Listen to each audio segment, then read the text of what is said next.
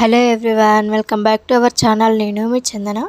ఇవాళ వీడియో వచ్చేసి కర్జీలు అనమాట. దానికోసము పల్లీలు నువ్వులు వేయించి పక్కన పెట్టుకున్నాము. ఇప్పుడు దాంట్లో కొంచెం బెల్లం యాడ్ చేస్తూ 9 నుంచి 10 యాలకులు వేస్తూ అలా పొడి చేసి పక్కన పెట్టుకున్నాము. ఇప్పుడు మైదా పిండిని తీసుకొని దాన్ని పూరి పిండిలాగా కలిపేసుకొని చిన్న పూరీలాగా ఒత్తుకోవాలన్నమాట. మీకు అలా రౌండ్ షేప్లో రాకపోతే ఏదైనా ఒక ప్లేట్, షార్ప్ ప్లేట్ ఉంటుంది కదా, మీకు కావాల్సిన సైజులో పెట్టేసుకొని కట్ చేసుకుంటే సరిపోద్ది. ఇప్పుడు దాంట్లో అలా పొడిని నింపేసుకొని అలా 2 కొసలు అలా అతికించుకున్న తర్వాత ఇలా అల్లుకుంటూ వెళ్తే మన కర్జీలు రెడీ అయినట్టే.